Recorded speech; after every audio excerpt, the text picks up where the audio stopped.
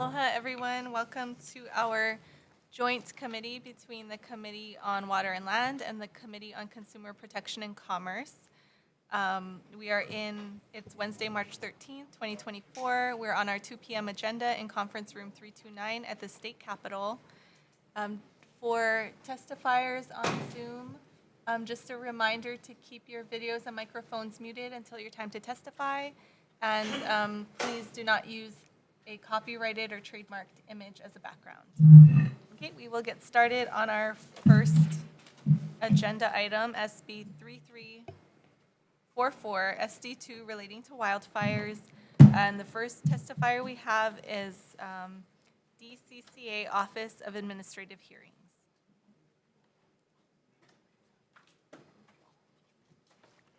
Good afternoon, chairs, vice chairs, committee members. My name is Denise Balanai. I'm the Senior Hearings Officer for the Office of Administrative Hearings. We submitted written comments. We stand on our comments, and I'm available for questions. Thank you. Okay. Next is the Governor's Office. Good afternoon, chairs, vice chairs, members of committees. Blake Oshiro, Senior Advisor for the Governor. We submitted our written testimony with comments, so we'll stand on that. But just to briefly summarize, we did very graciously receive some proposed amendments from Hawaiian Electric. Unfortunately, we're unable to agree or support those amendments. And so at this time, we don't stand with those, but I'm available for any questions. Thank you. Thank you. Okay, next is DCCA Division of Consumer Advocacy. Good afternoon, chairs, vice chairs, members of the committee. My name is Michael Angelo. I'm the Executive Director with the Department of Commerce and Consumer Affairs Division of Consumer Advocacy. We stand on our written testimony providing comments. We also note there's going to be expenditures around wildfires, the HB 2407 and our proposed amendments within that bill. Thank you. Thank you. DCCA Insurance Division.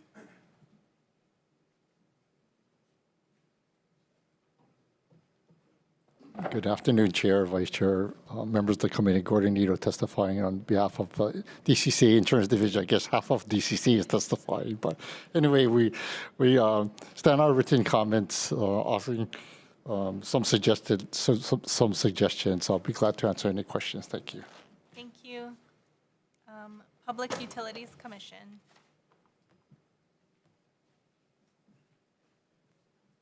Chairs, vice chairs, members of the committees, Leo Asuncion, chair of the PUC. You have our written testimony. We'll stand on those providing comments and a few recommended amendments to the bill. Available for any questions. Thank you. Tax Foundation of Hawaii on Zoom. Good afternoon, chairs, vice chairs, members of the committees. Tom Yamachika from Tax Foundation of Hawaii. I will stand on the written testimony and be available for questions. Thank you very much. Thank you. Kauai Island Utility Cooperative on Zoom. Good afternoon, chairs, vice chairs, and members of the committee. I'm Beth Amaro with Kauai Island Utility Cooperative. We've submitted comments on this measure as well as some suggested amendments, and I'm happy to answer any questions you might have. Mahalo. Thank you. International Brotherhood of Electrical Workers, Local Union 1260. Afternoon, chairs, vice chairs, members of the committees.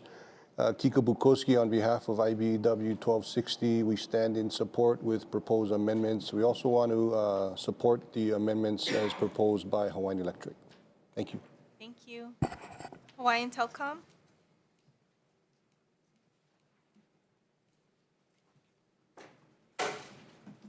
Aloha, chairs and members of the committee. Janine Suki with Hawaiian Telecom.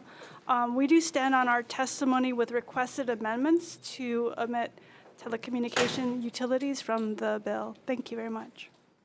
Thank you. State Farm. Afternoon, chairs, vice chairs, members of the committee. Matt Sujimura on behalf of State Farm. We'll stand on our written testimony in opposition. Thank you. Thank you. Hawaii Association for Justice.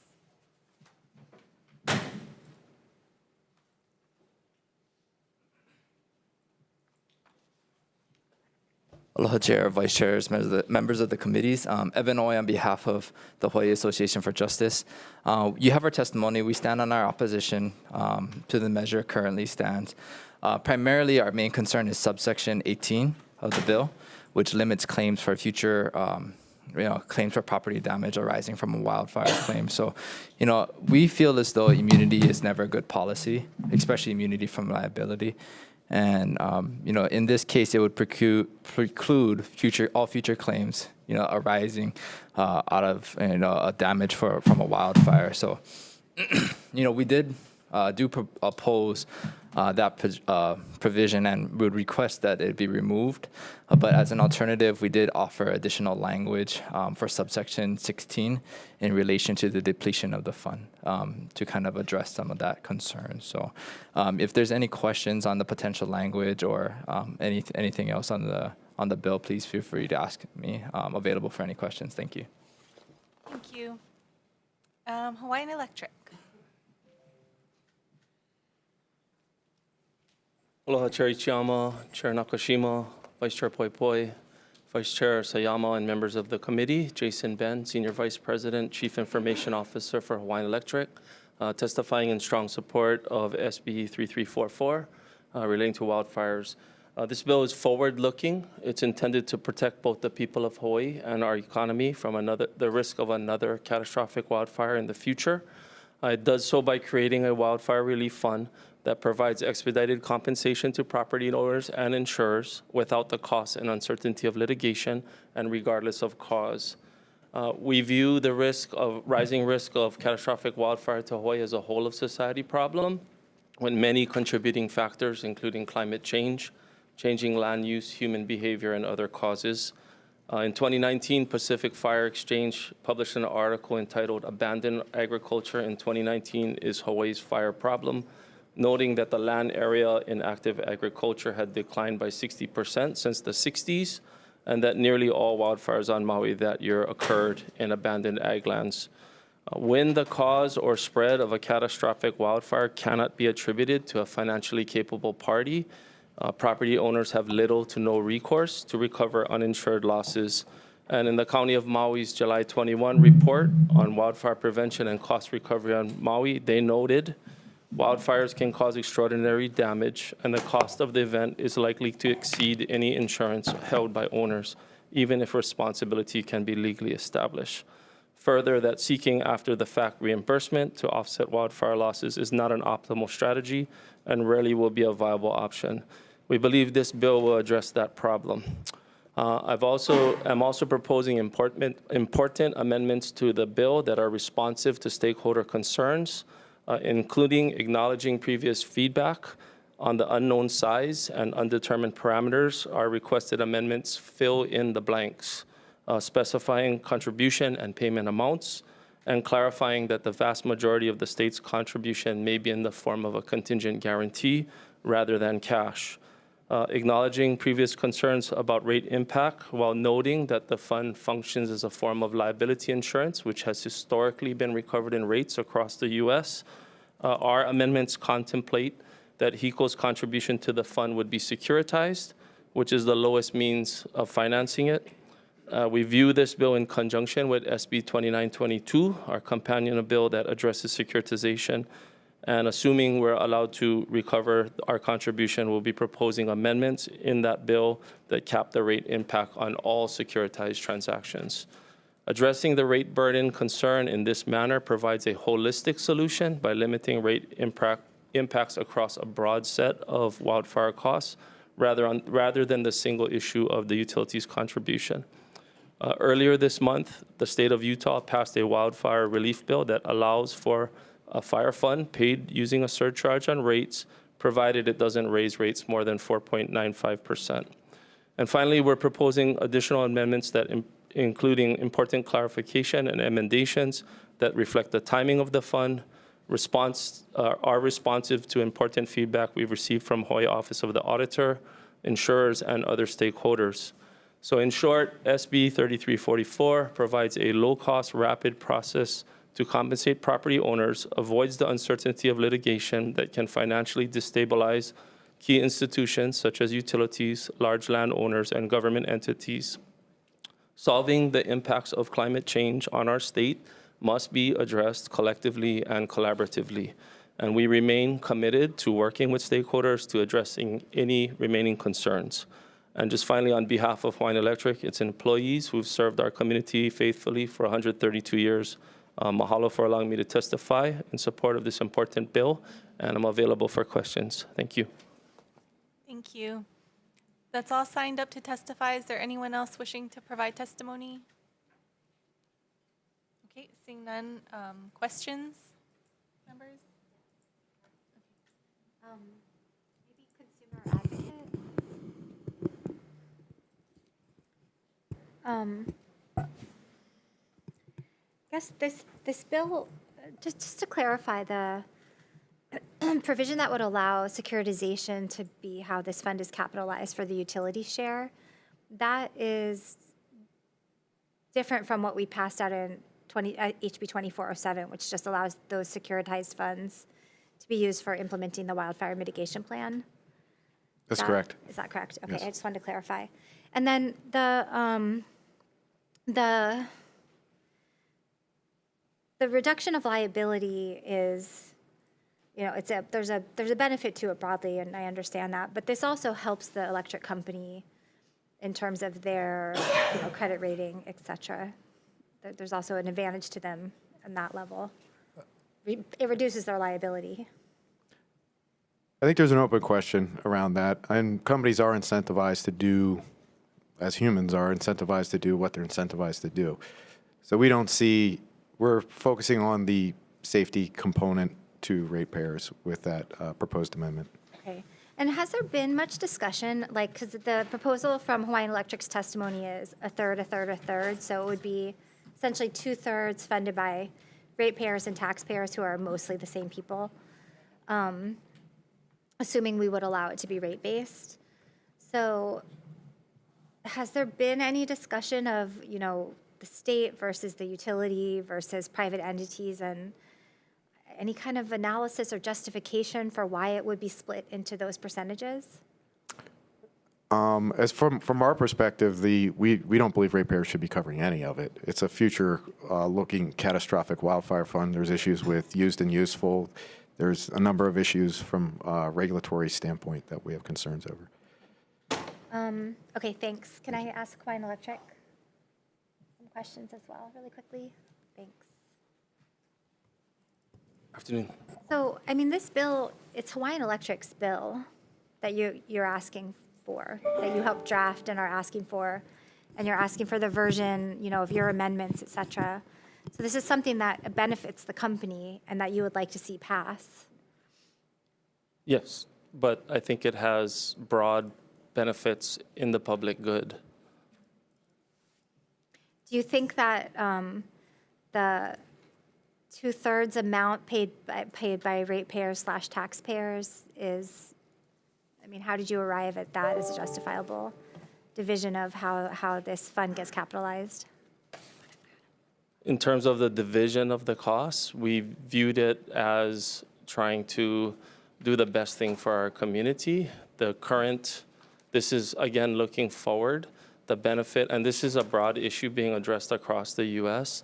We're not the #1 cause of fires, and if you look forward, we have a confluence of factors that are rising the risk of wildfires in Hawaii. So we viewed it and continue to view it as in the public interest, providing a benefit to people when a fire, and there have been other fires not attributed to a financially capable party. But has there been analysis of it may be true that electric utilities aren't the #1 cause of wildfires, but wildfires in I didn't say that. urban areas, okay. And Continue that's then. not consistent with my data, but go ahead with your Okay. question. Also, are electric utilities a leading cause of wildfires? To my knowledge, no, Okay, by every that's all- report I've read. Okay, Yeah. but if you broke down that data to take out areas that had development and housing on them, Yeah, that number would be different, I think. I don't know that. Okay. It will be interesting to see, because we're not talking about wildfires in wildland areas right now? I'm aware of other fires where other parties are being sued that did not involve the electric utility in former plantation land that is now fallow. I believe climate change and the changing land use is going to make this a rising issue for the people of Hawaii, and I believe this bill puts forth a really good way to address that going But forward. I think there's also a reality where the entity with deeper pockets ends up bearing maybe more like a burden of liability. That's how things tend to shake out, and therefore passage of this bill benefits you whether the liability that you bear you feel is proportionally fair or not. It also benefits you to that amount as well. I'm not disagreeing that there's a benefit to Hawaiian Electric and other key institutions. Representative, the bill is looking forward. It provides property owners with coverage. Yeah, I understand the bill. Yeah. Okay, so I didn't understand the question. I apologize. Okay, we can move on. Okay. I guess, and I'll ask this question I've asked in all the other hearings, and then I'll stop. Yes, but ma'am. with all these bills that are looking to put more burden onto ratepayers and increase people's electric bills, has Hawaiian Electric, what is Hawaiian Electric doing internally to cut back, to sell off assets, to tighten the belt, to cut back on salaries, anything like that? There's been nothing shared with us, and it just feels like that financial hardship should be shared. I think Hawaiian Electric employees, hundreds of them, are working 7 days a week and taking significant cuts to our resources. What about your top executives? No top executives received executive cash compensation for this year, 0. Yeah. It'll be published in the 10K. Okay, because there was some. For Hawaiian Electric Company specifically, yes. So then who did get because there was a blog post about the corporate salaries and bonuses. So Specifically, executive. what is that under? It's just under a different umbrella. I don't know what blog post you're talking about. All I know, like for me personally and for senior executives that are named in the report, the cash executive incentive compensation was 0. Okay, hang on, let me pull it up. Thank you. You're very welcome. Members, any more questions? Okay, we will move on to the next item, SB 2908 SD1 relating to emergency management. First up, we have Hawaii Emergency Management Agency.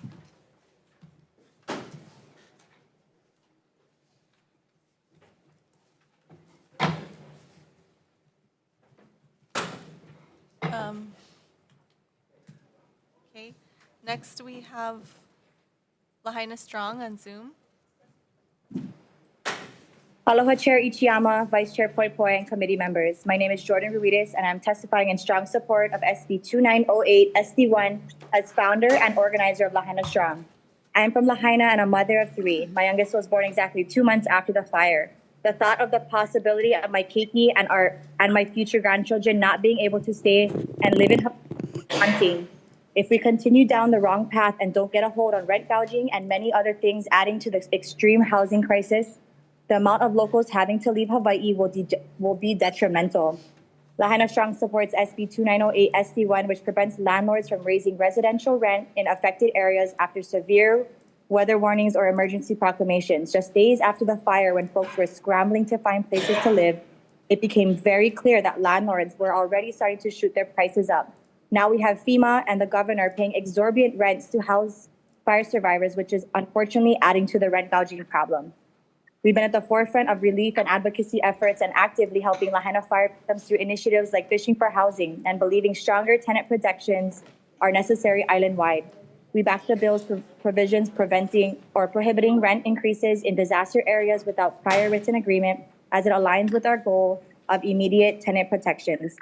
Passing SB 2908 SD1 is crucial to addressing eviction and rent increase issues post-wildfires, providing much-needed relief to Lahaina and beyond.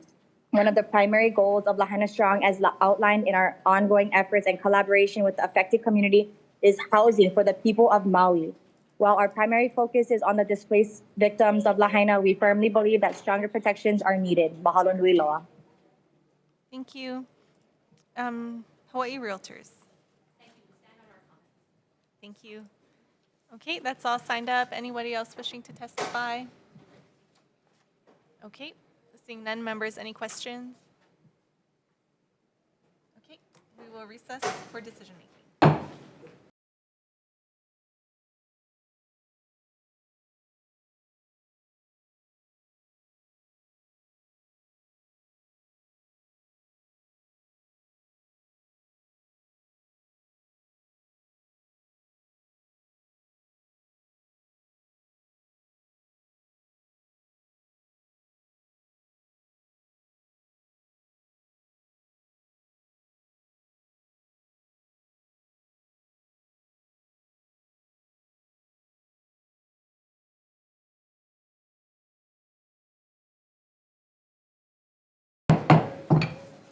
Okay, we are reconvening our joint water and land and consumer protection and commerce hearing.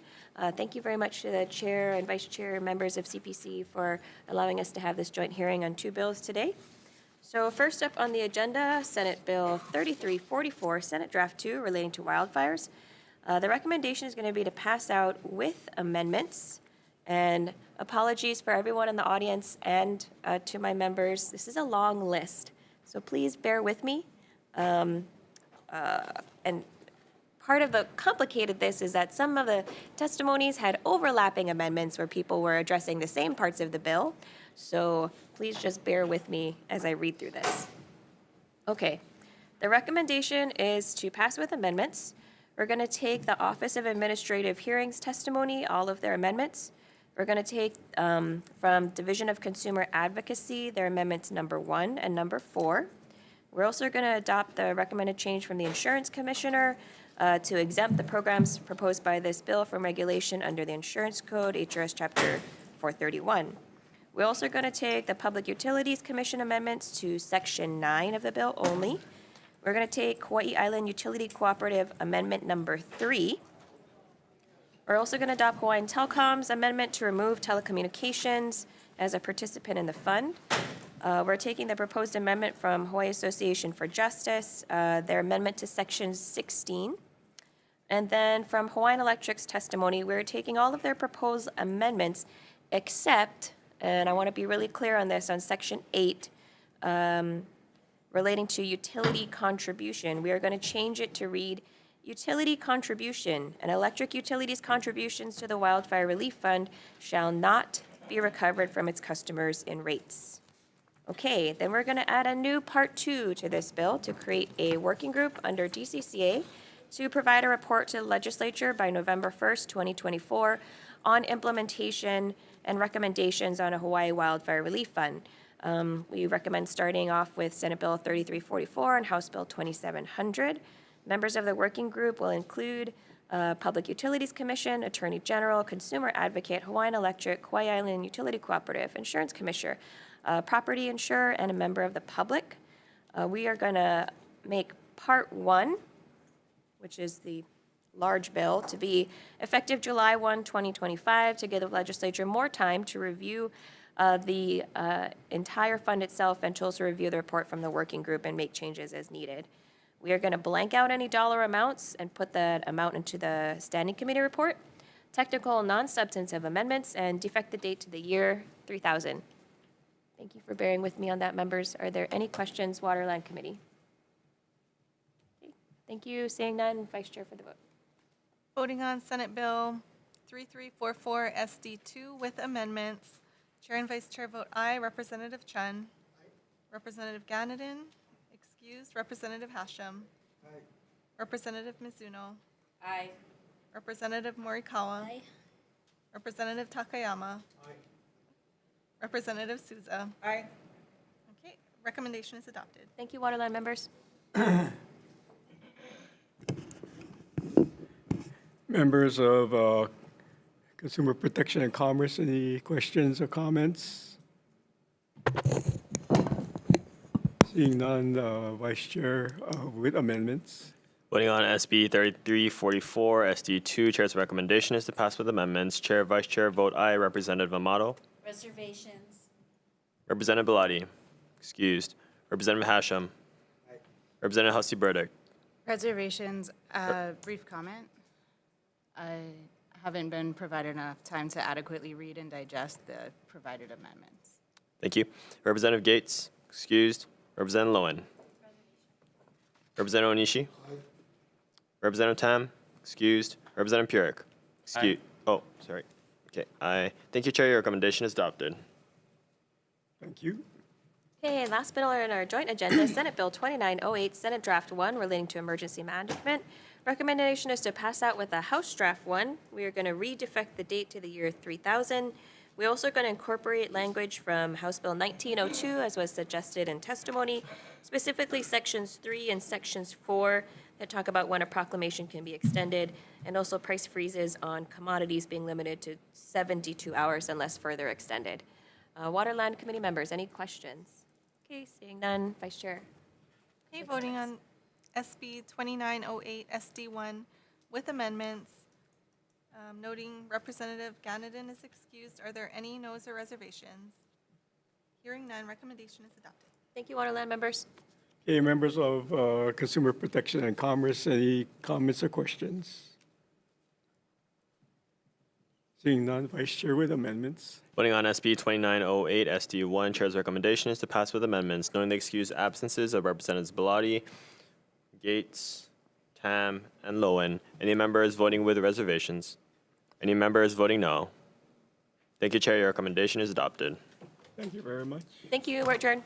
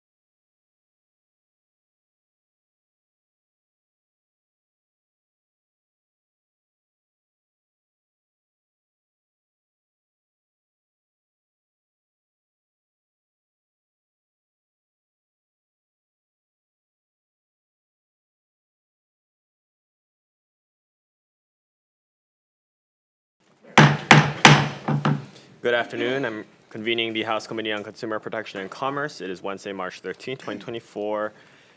Time is 2:05 p.m. We're in conference room 329. For those who are on Zoom, please keep yourselves muted and your video turned off until it is your turn to testify. For everyone who is testifying, we will be limiting testimony to 2 minutes. I'll let you know when your 2 minutes are up, and I'll ask you to please wrap up your testimony then. First on the agenda, we have SB 2119 relating to out-of-state prescriptions. First to testify, we have the Environmental Health Administration from the Department of Health and Support. Good afternoon, Chair, Vice Chair. My name is Matt Carano from the Department of Health, Environmental Health Services Division. We support this bill and we stand on our written testimony available for questions should they be needed. And thank you very much for the opportunity. Thank you. Next, we have James Skazuski from the Board of Pharmacy in support. Good afternoon, Chair and members of the committee. James Gizuski here, Executive Officer of the Board of Pharmacy, here to stand our written testimony in support and available for questions. Thank you. Thank you. Next, we have Annie McPagal from the CVS Health in support on Zoom.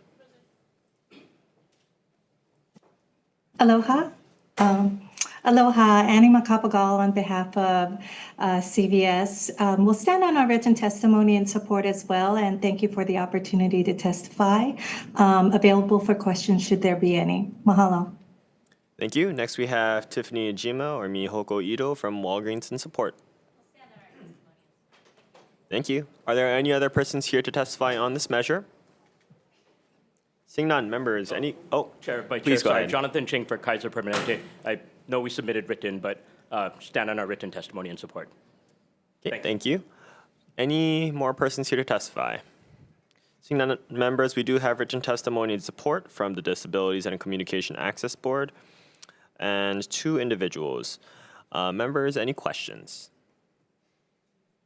Seeing none, we'll be moving on to SB 2170, SD1, relating to combat sports. First to testify, we have James Skazuski from DCCA with comments.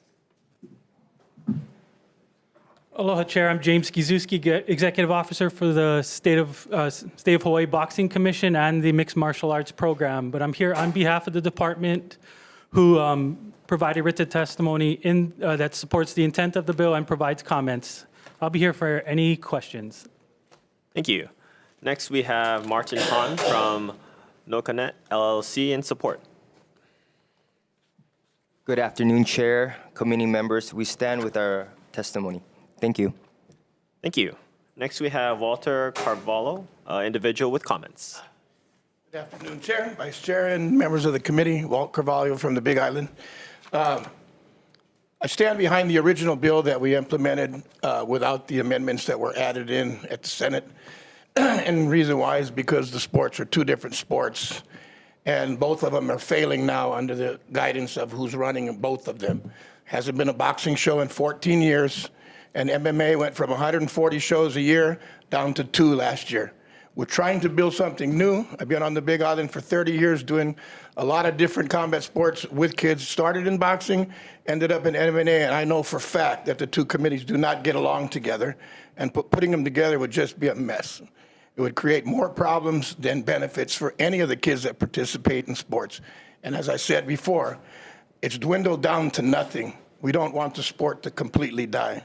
This is the 2nd year I've been here testifying in behalf of this bill. And several of the senators and representatives have been to the events that I put on the Big Island. We do a professional event. Safety is first. We're not asking for money. We just want to make something right for Hawaii. And I feel like 30 years in the business here in Hawaii alone, working with kids, should prove that what we're trying to do is the right way, and what's happening now is the wrong way. Thank you so much. I'm available for questions. Thank you. Are there any other persons here to testify on this measure? Seeing none, members, we have written testimony in support from DBED, County of Hawaii, and an individual. Members, are there any questions? Okay. Seeing none, we'll be moving on to SB 2511 SD1 relating to Public Utilities Commission. First to testify on this measure, we have Michael Angelo from DCCA, Division of Consumer Advocacy with comments. Good afternoon, Chair, Vice Chair, members of the committee. My name is Michael Angelo. I'm the Executive Director of the Department of Commerce and Consumer Affairs, Division of Consumer Advocacy. We stand on written testimony, providing comments and available for questions. Thank you. Thank you. Next, we have Chair Leo Asuncion from the Public Utilities Commission with comments. Chair, Vice Chair, members of the committee, Leo Asuncion, Chair of the PUC, will stand on a written testimony providing comments and one amendment to the bill that can be found on the last page of our testimony. Available for any questions. Thank you. Are there any other persons here to testify on this measure? Seeing none, members, are there any questions? Seeing none, we'll be moving on to SB 2977 relating to unlicensed contractors. First to testify, we have Mana Moriarty from the State of Hawaii Office of Consumer Protection in support.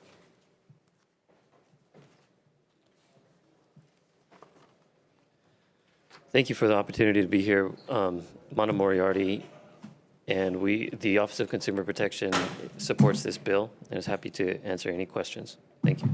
Thank you. Next, we have Tim Lyons from Subcontractors Association of Hawaii in support. Thank you, Mr. Chairman, members of the committee. Tim Lyons with the Subcontractors Association. We'd just like to say shortly that being unlicensed is bad enough, but when you're unlicensed and you prey on those that have been in a disaster, that's even worse, and therefore the fines are definitely warranted. Thank you. Thank you. Next, we have Candace Ito from Contractors License Board in support. Chair, Vice Chair, I'm Candace Ito with the Contractors License Board, and we stand on our written testimony in support. Thank you. Are there any other persons here to testify on this measure? Seeing none, members, any questions? Seeing none, we'll be moving on to the next item on the agenda, SB 3083 SD1 relating to insurance. First to testify, we have the Insurance Division from the state of Hawaii in support. Good afternoon, Chair, Vice Chair, members of the committee. Gordon Ito testifying on behalf of DCC Insurance Division. We stand on our written comments supporting the bill. This is an administration bill which amends the NAIC holding company model laws or incorporates the model law revisions, which is a requirement to maintain our accredited status. I'll be glad to answer any questions. Thank you. Thank you. Next, we have Nolan Kawano from Tradewind Group in support. Good afternoon, Chair, Vice Chair, members of the committee. Nolan Kawano of Tradewind Group. We strongly support this bill, but we respectfully request that the effective date be amended as noted in our testimony. Available for any questions. Thank you. Thank you. Are there any other persons here to testify on this measure? Seeing none, members, we do have written testimony in support from the American Council of Life Insurers. Members, are there any questions? Seeing none, members, my apologies. Going back to the previous item, SB 2977, this is relating to unlicensed contractors. I did forget to mention that we do have written testimony in opposition from the Office of Public Defenders and support from the Maui Chamber of Commerce. Okay, apologies for that. We'll be going back to the next item on the agenda, SB 3220, SD2, relating to motor carriers. First to testify, we have Ed Sniffen from the Department of Transportation in support. Hi, Ed. Sorry I was able to make it, and good afternoon, members, Chair and Vice Chair, members of the committees. This is Robin Shishido with the State Department of Transportation, and we stand by our written testimony. Thank you. Next, we have Chair Leo Asuncion from the Public Utilities Commission with comments. Chair, Vice Chair, members of the committee, Leo Asuncion, Chair of the PUC, will stand on a written testimony providing comments. This is something that we've been working with the DOT to make sure that we can take care of our enforcement of motor carriers. So this bill is important to us. Hope that you will consider passing it through. Thank you. Are there any other persons here to testify on this measure? Seeing none, members, any questions? Okay. Seeing none, we'll be moving on to SB 2695, SD1. This is relating to privacy. First to testify, we have the Insurance Division from DCCA with comments. Thank you.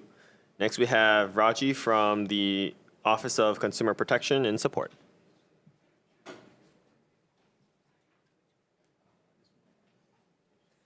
Thank you, Chair and Vice Chair and members. Mana Moriarty, the Office of Consumer Protection supports this bill. We think it's well past time that we had an update to our definition, to our definitions in our privacy law. I just want to point out that this law does not make any change. This bill would not change the requirements for reporting a breach. The definition of a breach remains the same. We think that addresses some of the concerns of the other testifiers. Thank you, and I'm happy to answer questions.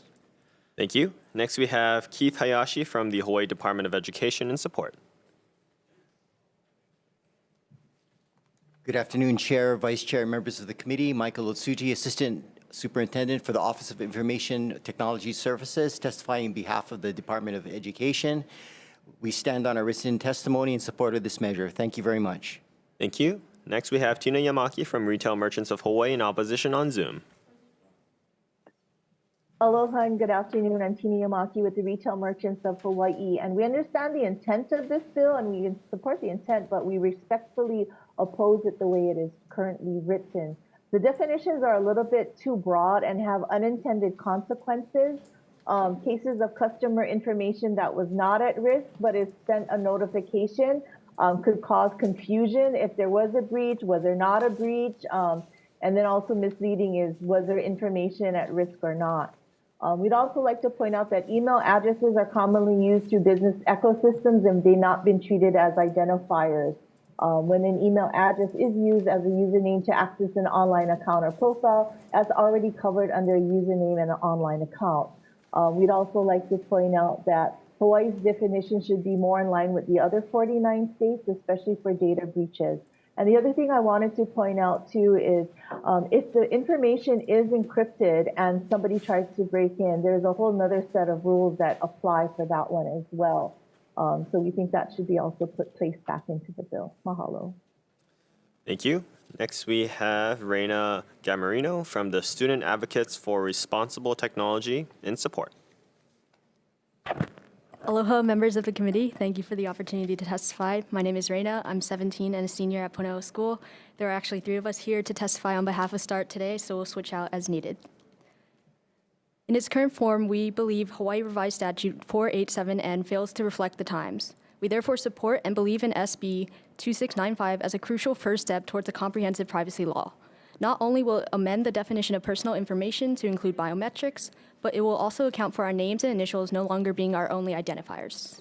Finally, my family was affected by the HMSA's data breach last month.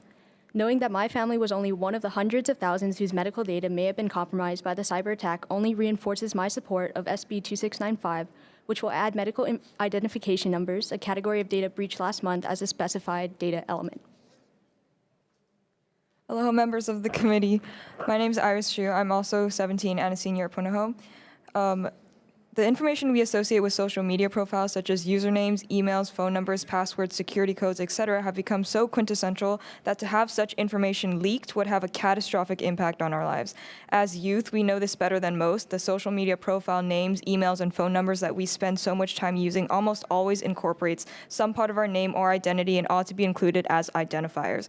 It has also become so easy to derive entire social security numbers from a couple of digits, and SB 2695 would take a first step in addressing this. Thank you. Aloha, members of the committee. My name is Connor. I am 18 and also a senior at Punahou, and I would like to thank you for giving us the chance to come down here and speak about the issues that matter to us. So about a year ago, I had a friend on Instagram who lost their account due to a hacker. The hacker in question gained access to both their username and password, or an identifier and a specified data element not currently protected by under Hawaii law. This hacker in question refused to give back the account while using it to spread financial scams among my friend's followers online and steal sensitive information from other Instagram users. Unfortunately, my friend's experience is not the only one. May I continue? Please It's continue. not the only one I've encountered. I've had other friends have their social media accounts breached, and those who subsequently took control of the accounts use them to spread other scams among my friends and classmates. If the protections of SB 2695 were already in place before, then perhaps all of this could have been avoided. Perhaps my friend would still have their art account, and perhaps many of my other friends and classmates would still have their personal accounts, which they use on a daily basis. I urge the committee to reconcile the matter and classify usernames and passwords as identifiers and specify data elements, respectively, through this bill. Thank you. Thank you. Next, we have Stephanie Sakamoto from HCUL with comments. Not here. We'll be moving on to Mihoko Ito from the Consumer Data Industries Association in opposition. Good afternoon, Chair, Vice Chair, members of the committee. Mihoko Ito on behalf of the Consumer Data Industry Association. We are opposed to this measure for several reasons.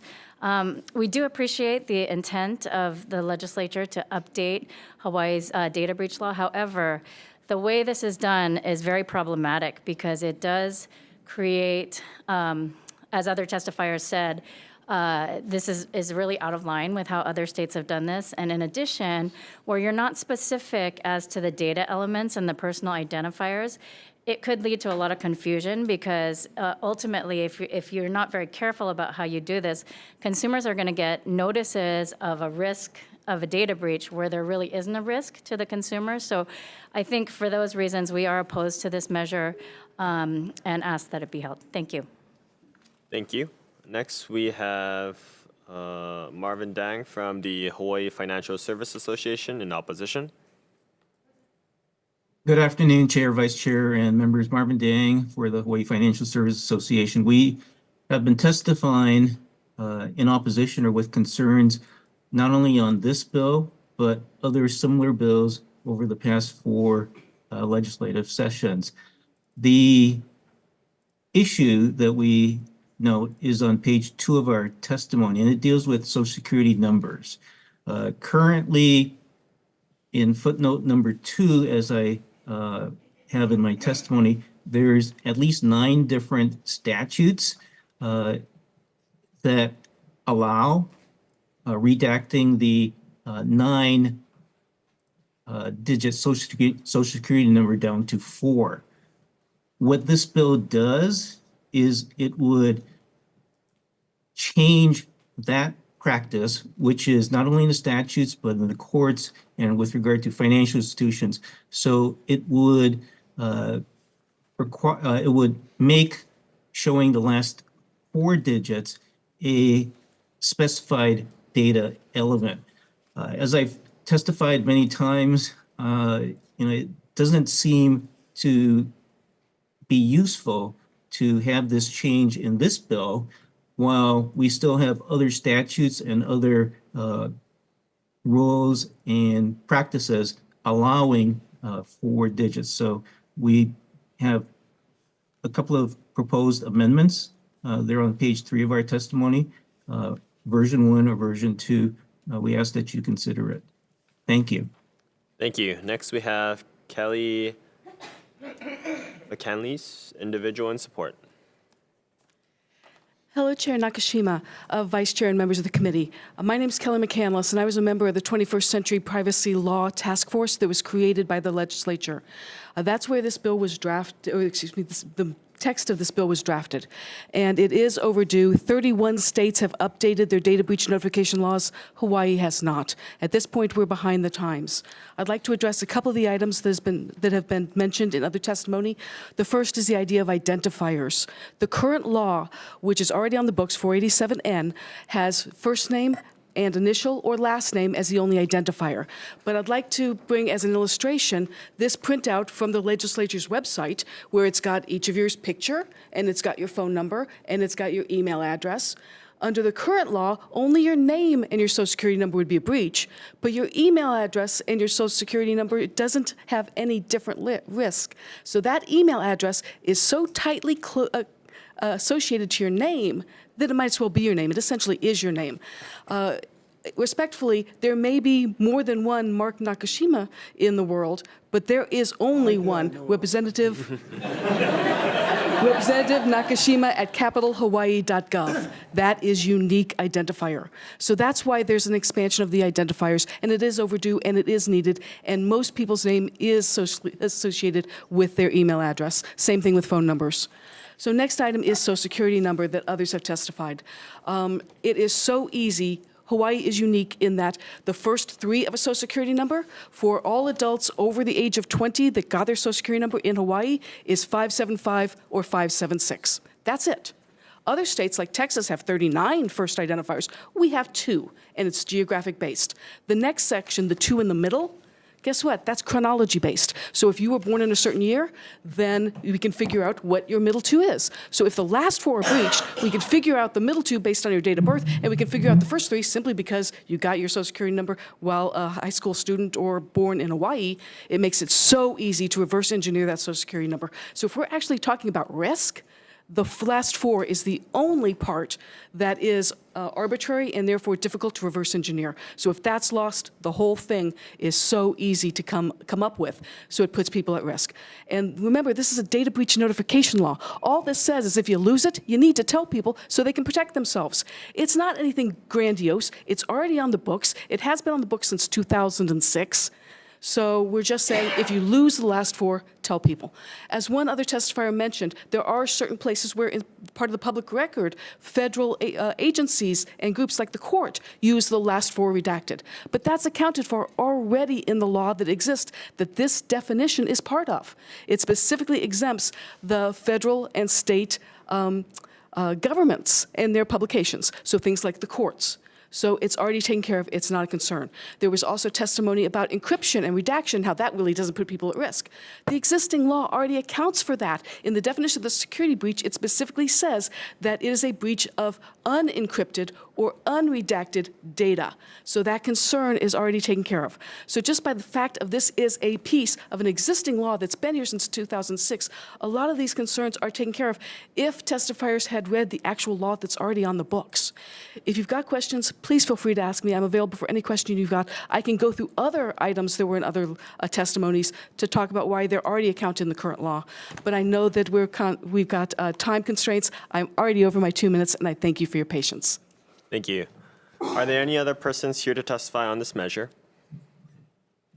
Oh, yes, please go ahead. Sorry, Chair, Vice Chair, I just wanted to note that Hawaii Bankers Association also submitted testimony, written comments, and we'll just stand on those comments. Thank you. Thank you. Okay, seeing that there are no other testifiers, we have written testimony in support from CIO Doug Murdoch from the Hawaii Office of Enterprise Technology Service. Written testimony in opposition from ABC Stores, TechNet, State Privacy and Security Coalition, CTIA, RELX, and support from Planned Parenthood Alliance Advocates. Members, are there any questions? Okay. Seeing none, I think we'll be moving right into the 220 agenda for CPC committee. Okay. So first on the agenda for the 220 agenda, we have SB 2697 SD1 relating to professional licensure. First to testify, we have Sheena Choi from the Board of Professional Engineers, Architects, Surveyors, and Landscape Architects with comments. Good afternoon, Chair, Vice Chair, members of the committee. My name is Sheena Choi, Executive Officer of the Board of Professional Engineers, Architects, Surveyors, and Landscape Architects. The board stands on its written testimony with comments, and I'm available for any questions. Thank you. Thank you. Are there any other persons here to testify on this measure? Seeing none, members, any questions? Seeing none, we'll be moving on to SB 2730 SD1 relating to transparency. First to testify, we have the Insurance Division from DCCA with comments.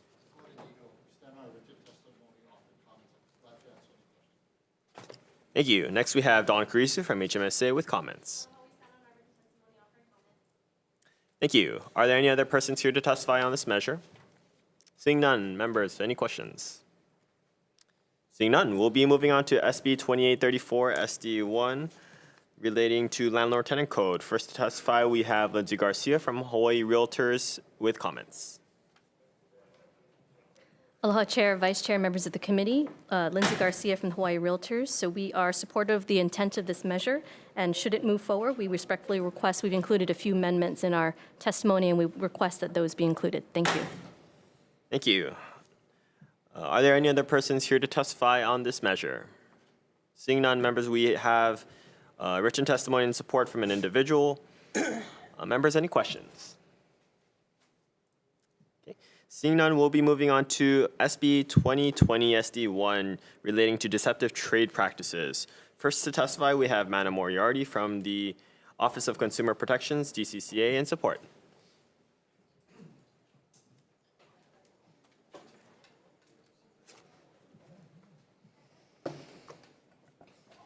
Thank you again, and I'm happy to testify in support of this measure. This measure closely aligns with the federal government's push to eliminate junk fees for the population across the United States. We wholeheartedly support a cross-industry approach that does not narrowly signal out any specific industry, but will do the job in working towards eliminate junk fees for consumers. That's all I have, and I'm happy to answer any questions. Thank you. Thank you. Next, we have Victor Lim from the Hawaii Restaurants Association in opposition. Hi, good afternoon, Mr. Chair. It's good to see you, and Vice Chair and members of the committee. My name is Victor Lim, and I represent the Hawaii Restaurant Association that made up of about 4,000 eating and drinking places here in the state. We appreciate the bill's intent. However, this is really, you're trying to shoehorn, everything into one size fit all. And for our industry, it's very, very problematic, because it really does not work in our type of business. As you know, the restaurant operators make significant efforts to ensure that fees and surcharges are evident and identifiable before consumers receive their check. And we also typically provide customers the option to move their surcharge if they so disagree. These practice different the restaurant industry from all the others. And then we also have the problem of mandated fees, like credit card fees, and especially if you're going to have a party at a place, like you're going to have a wedding reception or something like that, there's like a banquet fees. How do you do all of those kind of things? And then on top of that, a big significant that took place post-COVID is delivery fees. And many times the delivery fees are contingent upon the size of the order. So to have a set fee upfront, it really does not work for us. So we really would like to encourage you to take a look at, maybe put some language in that covers mandated fees and delivery fees as an exception. Thank you very much, and I'll be glad to answer any kind of questions you have. Thank you. Next, we have Tina Yamaki from, testifying on herself in opposition. Actually, I'm sorry, I pressed the wrong button. I am Tina Yamaki, and I'm testifying on behalf of the retail merchants of Hawaii. Sorry about that. We understand the intent of this bill, but we are in opposition. This measure could be interpreted to assume that there is a breakdown instead of the total cost in shipping. And as we all know, it's a little different for everything. Pandemic has shown that a lot of people have learned how to shop online, and we kind of expect free shipping a lot of times, but others have to charge. And then becomes a breakdown when you're checking out. A lot of times these people, they use third-party shippers, whether it's to pack the boxes or to ship them out. Normally, at the end of the day, when you're checking checkout, it tells you what the total cost of the shipping is, and we'd like to keep it that way. If these companies had to tell what their actual third-party shipping costs are, it's a proprietary information, and you're going to see a lot of online sellers no longer shipping to Hawaii. So we would like to keep that shipping fee still be included, but make sure that it doesn't have to be broken down. But we are very upfront with our customers. Thank you. Thank you. Next, we have Ivan Louis Kwan from multiple hotel operators and owners in support.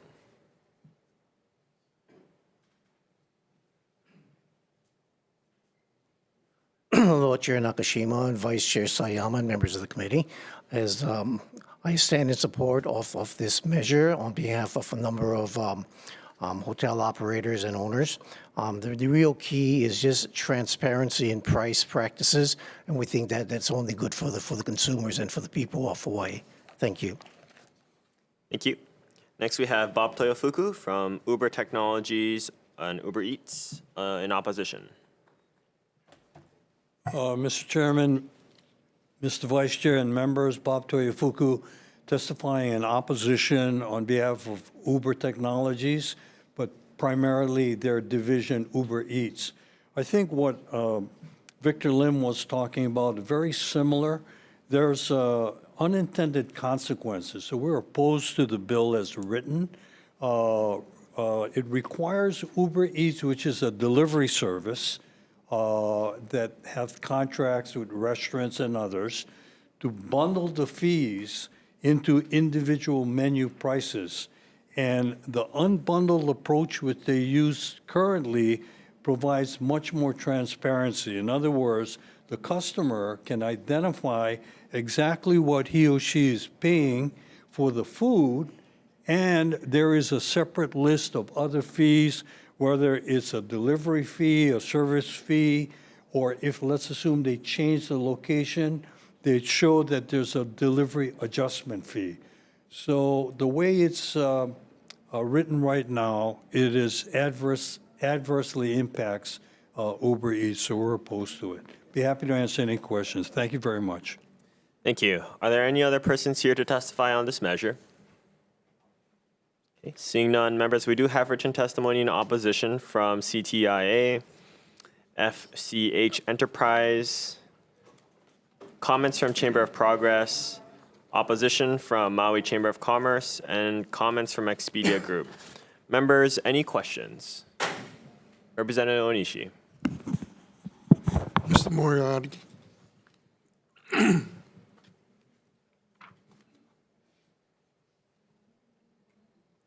I guess you've heard, you've heard the testimony of some of the other testifiers in regards to their interpretation of this bill.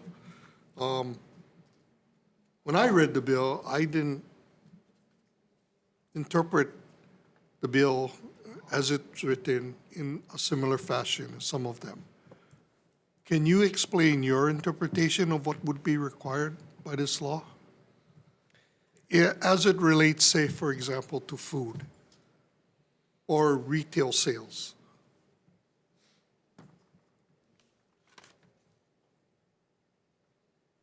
Let me start with food and the restaurant industry. For the restaurant industry, this would require them to advertise or display the price of the meal, exclusive of any mandatory fees or taxes. So they don't have to include the GET on the transaction in the advertised price. But they do have to include, if there is a surcharge, this in fact would eliminate, in my reading, the ability of this industry to make a surcharge on the consumer, on the advertised price. That is actually the approach that is already the law in California for the restaurant industry in California. That is also the approach that is true. I'm addressing this testifier here who has asked a question whether that is true or not. That is in fact true. That became the law in October 2023. That is also the approach that's being contemplated by the Federal Trade Commission. Because surcharges and hidden fees are a problem for everyday consumers. We don't see these things, but we live in the state with the highest cost of living of the 50 states.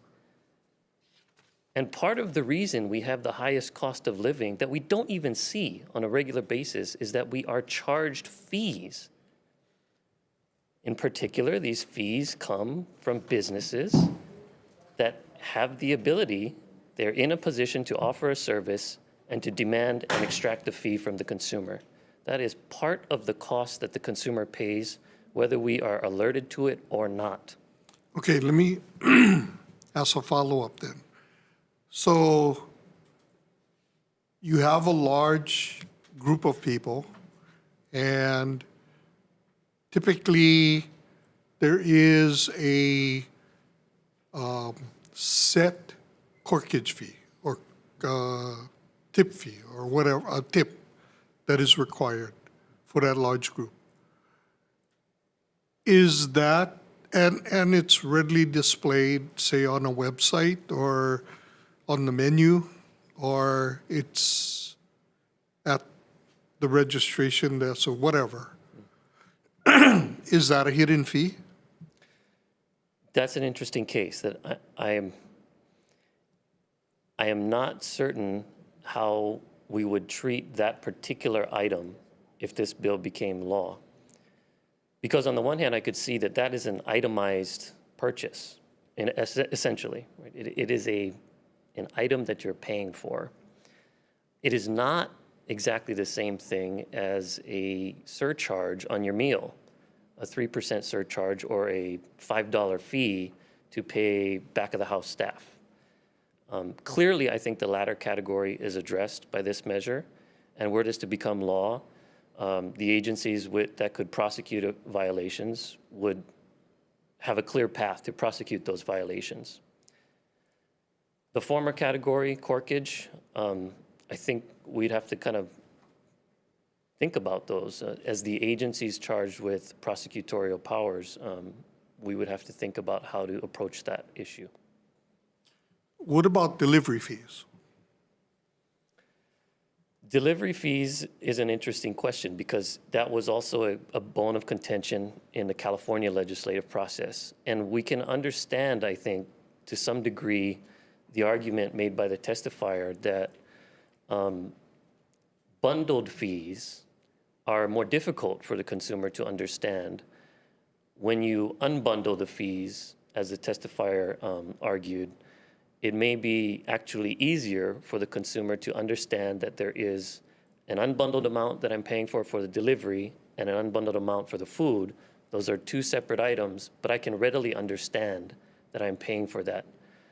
So that may present, we'd be interested in exploring that further with the testifier, whether there is some appropriate language we can use to account for that situation, if indeed there is much less of an issue of consumer confusion in that case.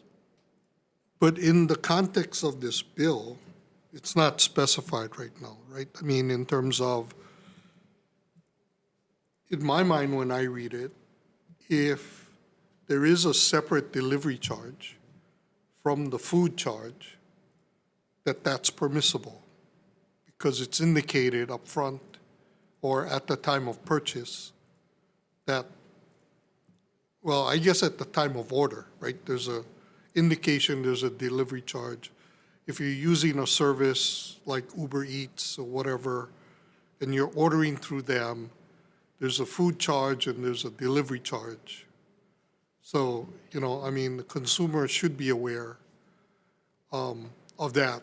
And so my concern is how this bill will be interpreted and the unintended consequences. And, I mean, it's the government agencies, right, that are going to interpret it. That's right. So the entities charged with prosecution will be interpreting it. And I'm sure that if the government entities choose to prosecute the big companies that are engaged in the food delivery service, that those big companies will fight tooth and nail to say that they have complied and that the court should see things their way. Well, the other example that came up was about retail sales and shipping charges. But that's, when I read this bill, something like that, I mean, when you put, say, a pair of pants, and that's the price, plus the Hawaii state taxes, I don't see where that needs to be broken down into how much was shipping and how much was, I mean, other types of costs. I don't see where this bill mandates that. I'm not sure this bill mandates that either. What I see is that mandatory fees must be displayed. I'm not sure that concern strikes me in the same way. For example, a restocking fee that's displayed, right? I buy something, if I want to return it, there's a fee to make that return called a restocking fee. If it's advertised, displayed, that's appropriate, right? I mean, it's not covered in this bill because it's normally done at the time of purchase. Let me make sure I understand the example, that the restocking fee is advertised, and I'm sorry, I should be familiar with the term restocking, but I'm not sure I completely understand. Is it part of the transaction? It's not a part of the transaction unless you're going to return the merchandise. But it is, in many cases, advertised up front. In my mind, that would not present a problem or a potential violation under this bill. Thank you, Chair. Okay, members, any further questions? Representative Purick. Thank you. Just let me find out who I'm asking questions. This is for Victor Lim. Hi. Yes, sir. Thank you for testifying. I understand that you're against this bill. There's about 5 groups that are against this bill, and it comes down to not wanting, I think, delivery fees to be disclosed. Is that correct? That's one of the way we read the bill is that you want everything to be one price. And the fact is, it's like you shoehorning everything into this one size of shoe. And the different businesses, as you can see, have different nuances that are a little bit different. And that's where the difficulty comes in. There's credit card fees. You know, if you go to a restaurant, some restaurant give you an option. You want to pay by credit card or you want to pay cash, right? I mean, typical credit card fee is about 3%, give or take, 0.25%. So some chose to not distinguish that at all. So some people that say that, hey, you know, if I pay cash, why am I paying credit card fee? Roll into it already. And so there's a pluses and minuses no matter how you look at it. And delivery fees, you know, there are things like Uber Eats and DoorDash that do the major stuff over there. But there's also businesses like mine where our own mobile app also have ability to provide delivery. But we do not know what the delivery price is when the time that you're coming to order other than looking at the menu price, because the delivery is based upon the total dollar amount of the sale. And so no matter how you look at it, you know, we're gonna be in trouble in so many different ways by doing the right things, you know, I mean, and so this is why, yes, the intent is very good of providing transparency for the consumer, but even at the FTC right now, there's a lot of different opposing points that's being provided to the FTC. And so, you know, yes, I think the push is there, but I think it's not ready for prime time it is right now. And everybody is trying to do one bill that can take care of everything, but I think we need to go slow before we go fast. Thank you. If there was like a date that this bill became effective, like 5 years from now, would that give everybody time? I think, you know, FTC is working on it right now. They have, I think the last 4 or 5 months, they have asked for a lot of opinions. So a lot of different industry has been providing opinions from the FTC. The president mentioned it again in his State of the Union address. I think we're gonna see what transpires out of DC in the next 6 months or so, and then, you know, we might not need to do it at the state level. But thank you for saying all that. So let's say it becomes mandatory. Basically, how you guys would implement this for your companies would be adding a section on the Uber Eats app. You know, we have delivery dealing with Uber Eats. We also have delivery dealing with our own app, okay? And so it's a huge problem, not just for Uber Eats, but also for our app. And sometimes, you know, technology is moving very fast. But many of the things that we want done today is not ready yet, you know. We are working on it, like our app right now, our mobile app right now, is the #1 mobile app in America today. However, we are updating it every quarter because we're learning new things and so forth. And you know, I think we're jumping the gun right now by trying to, you know, mandate that all businesses got to have one price out there, and then, you know, you got to try and squeeze it. And if you do that, then overall menu price, whether it's a airline ticket or a restaurant price, it's going to be so high to try and cover everything. And you're paying for, you as a consumer might be paying for things that you do not need. What do you think the future will look like 6 months, a year from now, if at the federal level this passes, the state level this passes? Can all these companies just simply adjust by printing out new price tags? Not that simple. It's not that simple because every businesses, the type of POS they have, the programming that they have, how they do the transaction, like I said, retail. You know, both. I'm in a retail business selling food. Tina Yamaki is in a retail business selling merchandise. You know, we're both in retail, and yet it's totally two different industry with all the individual nuances. Thank you so much.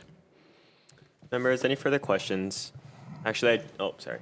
Actually for Mr. Moriarty.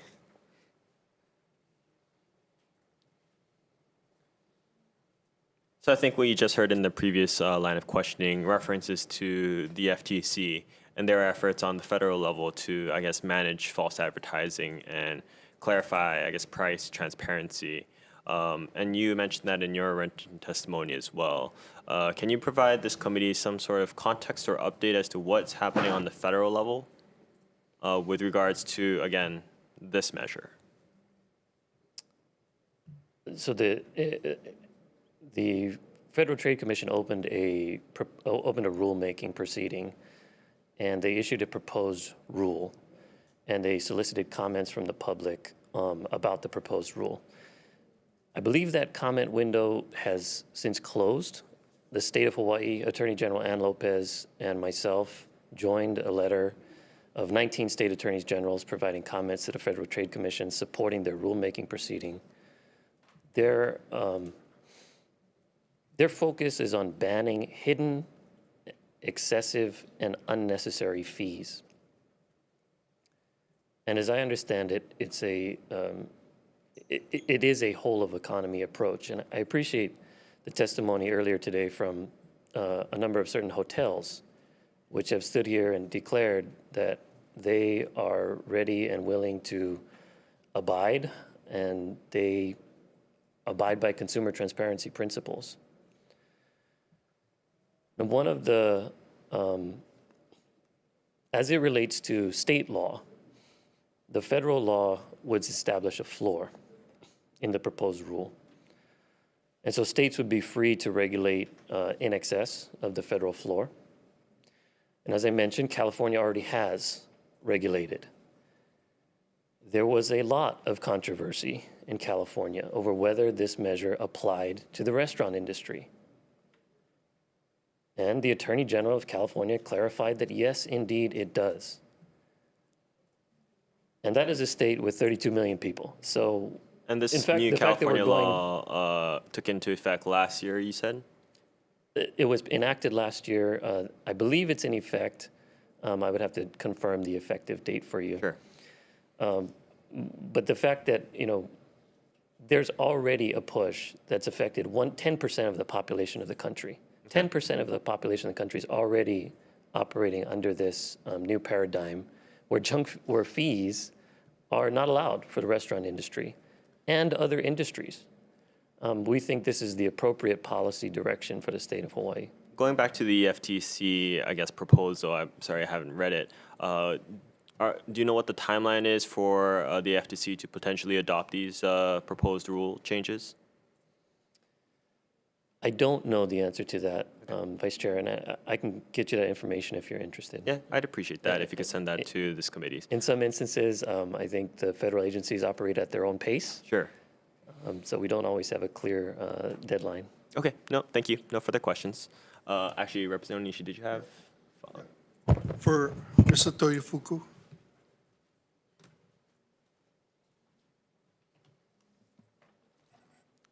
Yes, Rep. Onishi? Yes, so as I read the bill, paragraph 12 says, advertise displays or offers a price for goods or services. Your testimony says that your interpretation is that Uber would have to offer a price for both the food and the delivery service. No, I think what, Rep. Onishi, I think what the problem is the interpretation.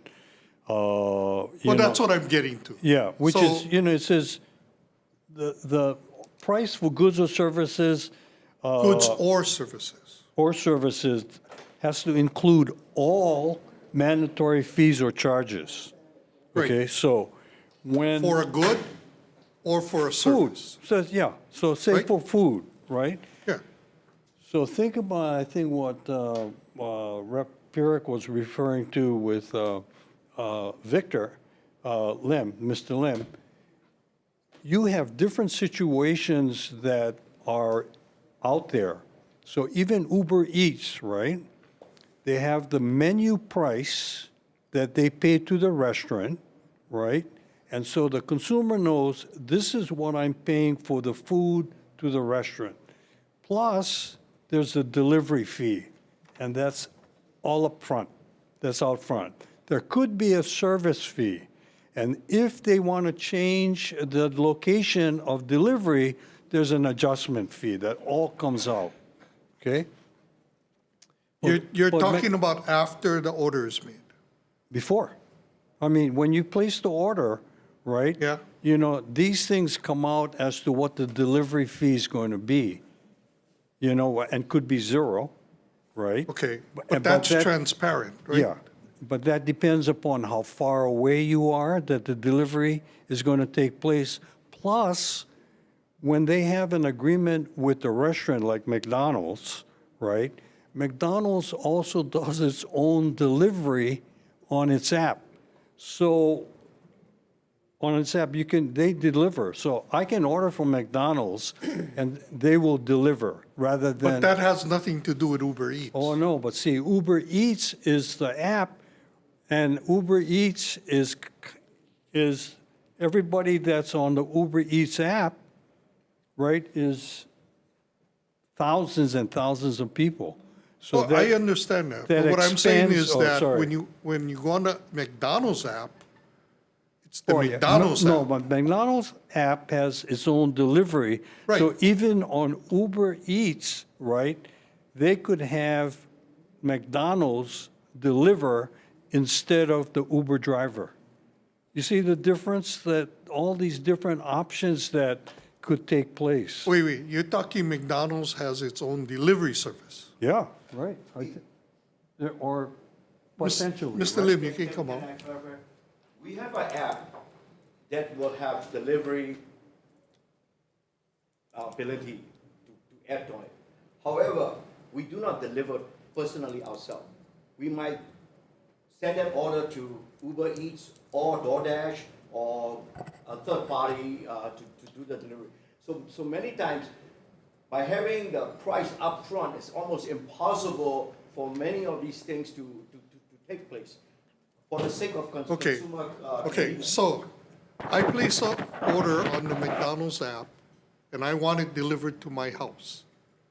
When I pay, don't I know how much that is? At the point of order, you wouldn't know until the order is finished. But So it you is will know- specified. You wouldn't know upfront.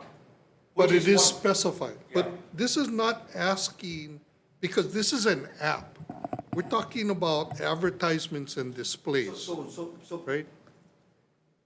our interpretation is that you need to put your price all upfront. Well, again, I think that was the same question I asked Mr. Moriarty in terms of Repanisha, I interpretation. think, excuse me, I think what Mr. Lim has told the committee and was a kind of a nice visual explanation.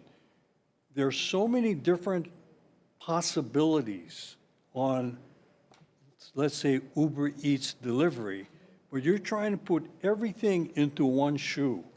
And that is almost impossible because they have different arrangements with different restaurants. You have different variations as to the delivery, and you can't put it into one menu price. I don't believe, Yeah. and again, maybe we differ in interpretation. Yeah. I don't believe this bill is telling you that the price Oh. for a McDonald's Big Mac is this. I believe this bill is saying you have to give us the price for the McDonald's, the Big Mac, Right? and separately the cost for the delivery. And Because it poten- yeah. does say or in the bill, not and. And the service fee, et cetera, that all has to be into one advertised price, right? No, that's not the way I interpret Oh, the bill. that's the Okay, way thank you, Uber is thank you. interpreting it. Well, Thank you. Yeah. That's why I'm saying it's an interpretation issue. Yeah. Thank you. Okay, any further questions? Okay, seeing none, we'll be taking a quick recess for decision-making. Recess.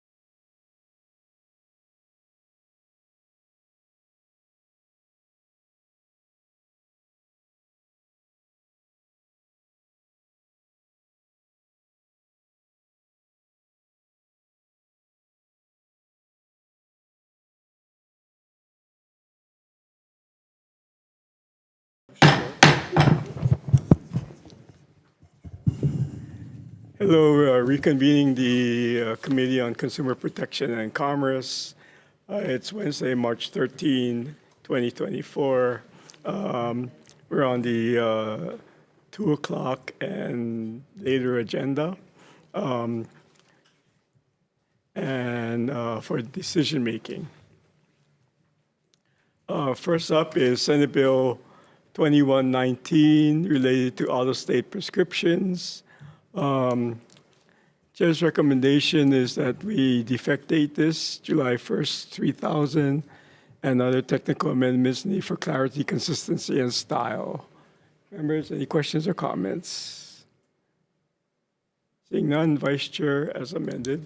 Voting on SB 2119, a chair's recommendation is to pass with amendments. Chair, Vice Chair, vote aye. Representative Amato. Aye. Representative Bellotti. Excused. Representative Hashem. Representative Hussey-Burdick. Excused. Representative Gates. Excused. Representative Lowen. Excused. Representative Onishi. Aye. Representative Tam. Aye. Representative Pierik. Aye. Thank you, Chair. Your recommendation is adopted. Thank you very much.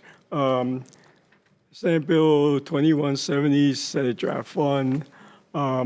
This is the Senate bill that came over to us, including changing the title to combat sports and putting boxing together with everything else.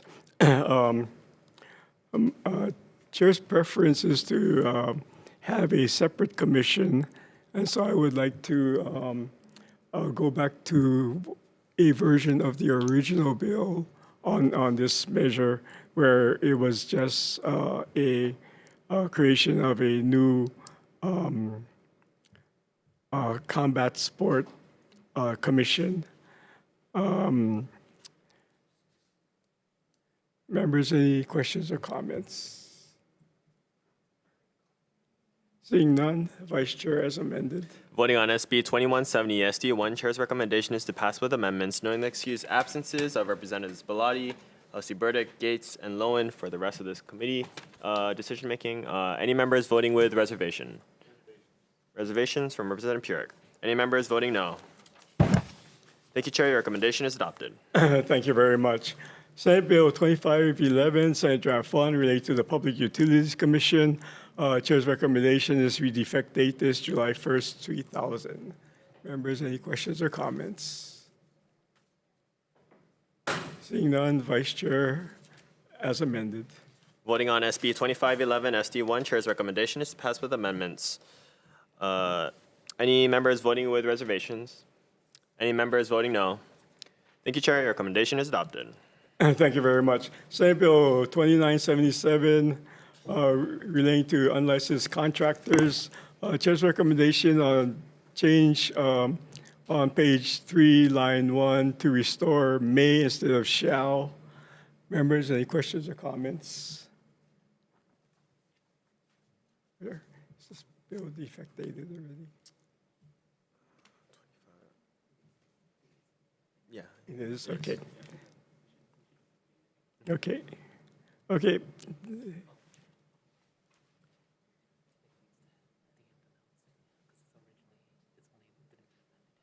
Oh, okay.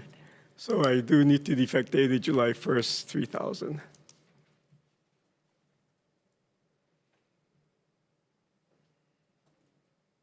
Okay, members, any questions or comments?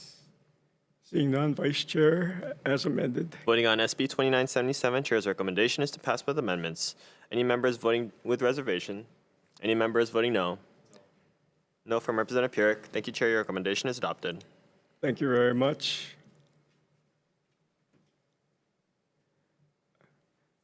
Senate Bill 3083, Senate Draft 1, related to insurance.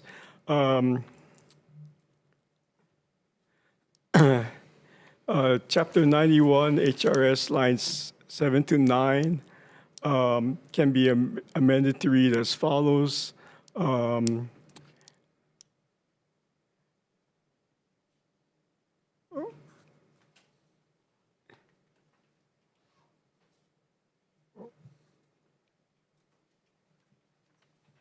right.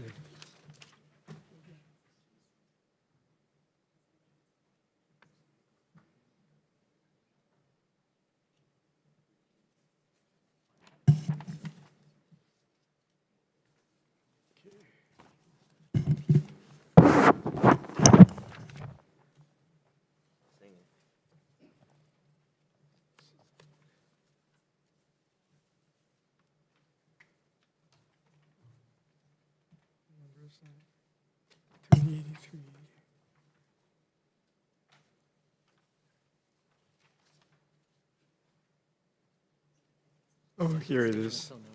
Yeah. Right here. Okay. So the recommended change is that the commissioner strike, which the commission may adopt, include by order, which shall not be constitute rulemaking without regard to Chapter 91. So this is on lines 7 to 9. The change will read, version if adopted by the commissioner by order without regard to Chapter 91. Members, any questions or comments? Okay, thank you, Vice Chair, as amended. Voting on SB 3083 relating to insurance, 83 SD1, Chair's recommendation is to pass with amendments. Any members voting with reservation? Any members voting no? Thank you, Chair. Your recommendation is adopted. Thank you very much. Senate Bill 3220, Senate Draft 2, related to motor carriers.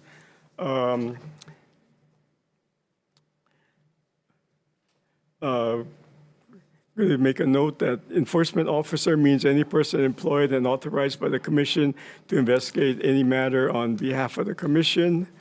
The term also means motor vehicle safety officers employed and assigned pursuant to Section 271-38 by the Department of Transportation to enforce Sections 271-8, 271-12, 271-13, 271-19, and 271-29 through assessment of civil penalties provided in Section 271-27H, I, and J. Further, the recommendation of the chair to the departments is that they probably should meet to review the bill a little bit more and determine if there are any other concerns they may not yet have addressed. Members, any questions or comments? Seeing none, Vice Chair, as amended. Voting on SB 3220 SD2, Chair's recommendation is to pass with amendments. Any members voting with reservation? Any members voting no? Thank you, Chair. Your recommendation is adopted. Okay, thank you very much. Senate Bill 2631, Chair's recommendation is that we defer this matter. Senate Bill 2695, Senate Draft 1, related to privacy.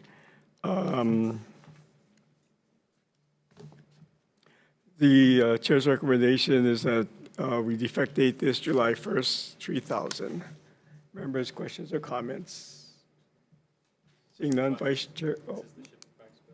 Huh? This is the privacy. Privacy.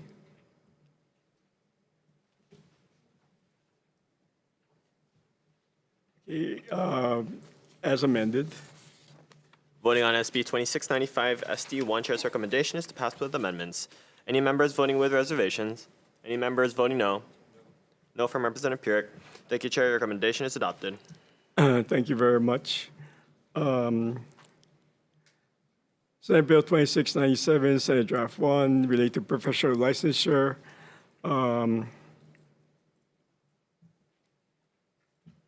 Chair's recommendation is that we defectate this July 1st, 3000. Members, any questions or comments? Seeing none, Vice Chair, as amended. Voting on SB 2697 SD1, Chair's recommendation is to pass with amendments. Any members voting with reservation? Any members voting no? Thank you, Chair. Your recommendation is adopted. Okay, thank you very much.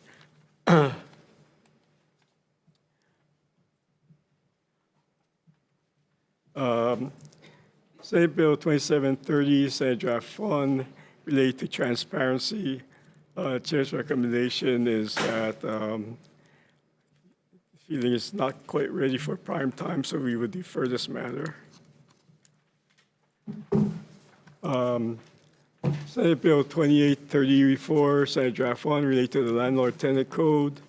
I'd like to adopt amendments recommended to allow family members or next of kin which may assist in the handling of the deceased's property. The days in question will be calendar days. Other technical amendments needed for clarity, consistency, and style. And the effective date, July 1st, 3000. Members, any questions or comments? Seeing none, Vice Chair, as amended. Voting on SB 2834 SD1, Chair's recommendation is to pass with amendments. Any members voting with reservation? Any members voting no? Thank you, Chair. Your recommendation is adopted. Okay, thank you very much. And finally, Senate Bill 2020, Senate Draft 1, we did have a lot of discussion on this matter. Chair's recommendation is that we defer this and take a look at it again next year. Okay, thank you very much. We are adjourned.